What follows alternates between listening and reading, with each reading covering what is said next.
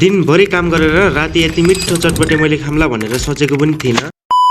Hello everyone, welcome to my day 5 mini blog. I hope हजुरहरू पनि सन्चै हुनुहुन्छ होला र हामी पनि एकदम ठिक छौं। आजको मेरो ब्लगको सुरुवात यहाँदेखि हुन्छ। म चाहिँ आज मध्याहको 12 बजे उठेको थिएँ। म उठ्ने टाइममा चाहिँ साथीहरू पनि मर्निङ ड्युटीबाट आइसकेको थिए अनि साथीहरूसँग कुरा गर्दा गर्दै ड्युटी जाने टाइम पनि भइसकेको थियो र ड्युटी जानलाई तयार भएर फेरि एकपटक घरको छतमा गएर यताउता निहाल्न लागे। आजको मौसमले चाहिँ साँच्चै नै च्यालेन्ज हानेको थियो। अति नै चिसो। ड्युटी गरेर सिधै किचनमा इन्ट्री गर्छु र ग्यासको आगोमा हात सेकाउन लाग्छु। यदि गरेन भने चिसोले हात नै चल्दैन अनि काम गर्नलाई चाहिँ लास्टै गाह्रो हुन्छ। अनि हिजो खत्म भएको सामान र मिजा तयारी गर्न लाग्छु। मिजा तयारी गर्दै गर्दा स्प्रिङ रोलको र फ्राइड राइसको प्याकिङ अर्डर पनि आउँछ र फटाफट बनाएर पिकअप पनि गर्छु। काम गर्दै गर्दा बीचबीचमा यस्तै धेरै अर्डर आएको थियो अनि भाइलाई यता रोल बनाउन लगाएर म प्याज छिल्काउनेतिर लाग्छु किनकि अरू सामानको लागि पनि तयारी गर्नु थियो। दिनभरि त हाम्रो समय यसरी नै कटेको थियो भने ड्युटी सकेर रुममा पनि आयौं। चटपटेको लागि चाहिँ मैले कामबाट नै भेजिटेबल स्टोक गरेर लिएको थिएँ। पन्जाबतिर चाउचाउ त पाइँदैन तर चाउचाउ जस्तै देखिने म्यागी चाहिँ पाउँछ। हामीले पहिला नै सोचेको थियौँ कुनै दिन रातो अनि पिरो चटपटे बनाएर खाम्ला भनेर। सो त्यो दिन चाहिँ आज नै परेको छ। भेजिटेबल मरमसला हालेर मिक्स गर्दा नै मलाई त खाउँ भइसकेको थियो किनकि चटपटे मेरो फेभरेट पनि हो। अनि 3वटा प्लेटमा भाग लगाएर चेस गरेर अरू साथीहरूले त ड्रिङ्क अरू नै चेस गर्छन् होला